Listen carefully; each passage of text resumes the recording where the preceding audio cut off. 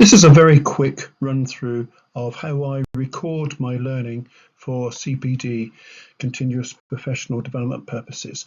I've been doing this a long time, and my key messages are these. Reflection on practice accelerates insight and learning. Applied learning enhances performance. So learning is all about doing things better. It's not about doing learning for learning's sake. Learning should be with a purpose. It should be about doing things better. So recording learning mustn't be a chore. If you're doing something such as recording your learning because you have to, you won't do it with the enthusiasm of someone who finds it valuable. I found it extremely valuable. Reflection recording learning can be done in many ways. It's not all about keeping a paper record. It's what I did for many, many years. It's not what I do most these days. Most of my evidential CPD is done in a recorded sense by audio and by video. So be creative. Work out a way that works for you, that's best for your CPD. And post-certification, that's what this is all about. We mustn't confuse professionalism with possessing a piece of paper. That says you passed exams or you passed assessment. The journey starts then, it doesn't end. So I'm going to focus my CPD thoughts here on, very quickly, three types of reflection. We tend to think of reflection in one way only, looking back. But the first form of reflection is reflection before action. What's going to happen from which I can learn something? What is about to happen now, 5 minutes time, tomorrow, next week, whenever, but just reflecting forward and being ready.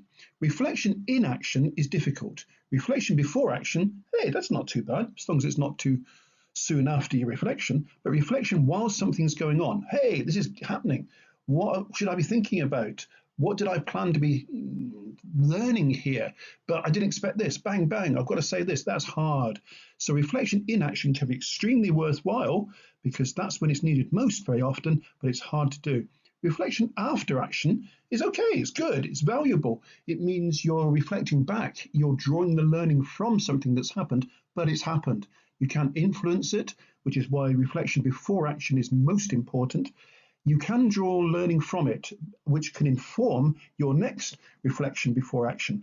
The trouble with reflection after action is all you can do is reflect back. You can only draw value from what's happened. Right, so I've kept a learning log in this fashion since February 1986.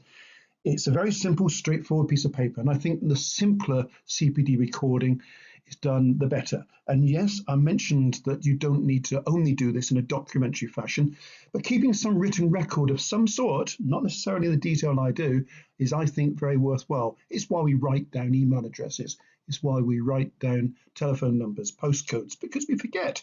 Learning's like that too. So my learning log is very simple. There it is, significant experience, a headline, usually written last, because sometimes I write about something that I didn't think I would. Oh, this isn't the significant experience I thought I'd be writing about.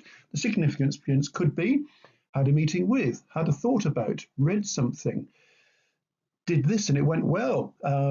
I'm worried about this next week and it needs to go better than the last time. So the significant experience and the what happened, which is the explanation of that, what happened is, again, it's written retrospectively, but what happened could be, I had a thought about next week. I had a thought about my next 30 years. What happened could be a forward-looking thing as well as a backward-looking thing. But what happened should be a brief statement of what it is that triggered the learning experience. Conclusions come next, and for me at least, as someone who is a naturally, how can I say this, extroverted, disorganized, non-diary keeping person, whose learning style, if it exists, doesn't suit this at all, conclusions are important for me.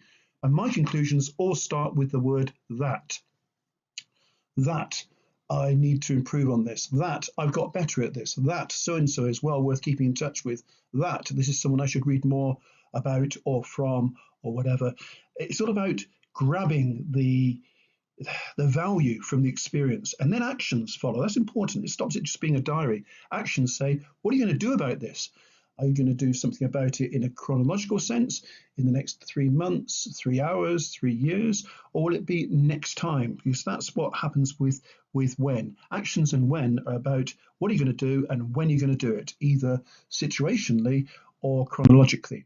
I also keep now these days rather more an incidental learning log. It's a bit more free flow and it just says, hey, what have you learned? And these days I don't know how the boxes. I just have a sheet of paper that I write incidental learning on the top and make the boxes as big as they need be. Sometimes a whole page, sometimes not, but they do contain the elements I talked about before.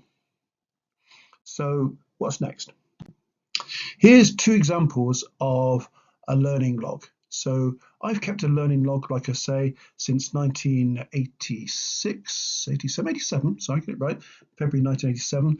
As I record this, that's 36 years on. It's an awful lot of words written in an awful lot of bits of paper, and I like to think it's helped me capture some learning. Handwritten, because it always has been, and I find it more personal. I find it more natural to write these in freehand. If I typed it up, I might be tempted to go back and delete things, change things, edit them. Well, no. When I write something down, it has a purpose, it has value in its own right at that time. So it's a bit messy.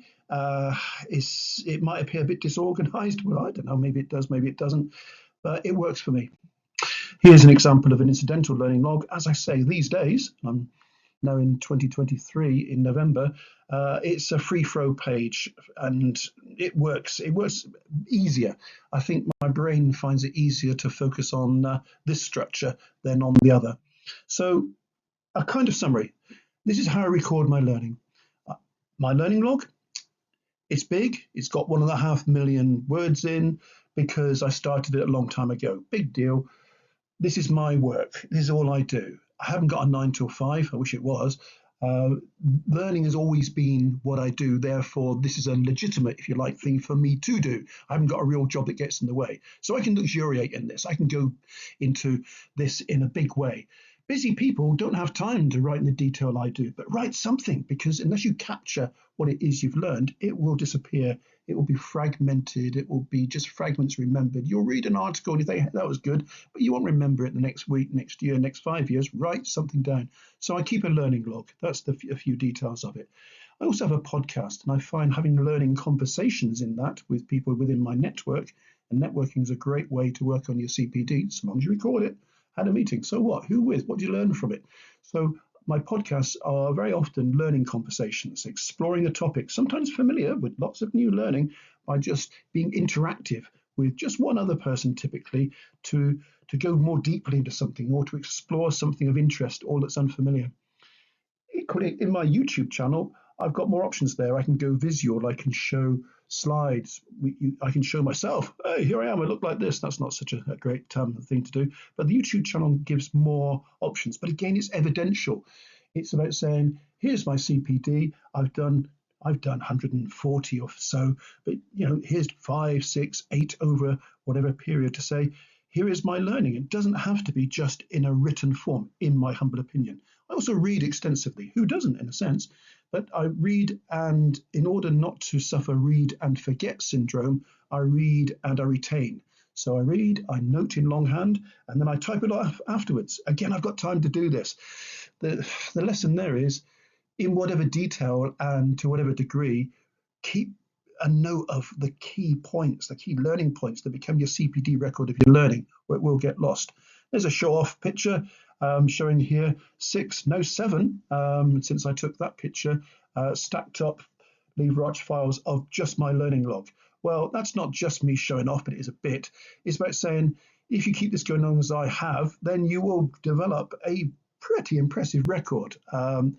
Busy people can do that too. This, I keep saying, learning and development is all I do, so I can luxuriate in this.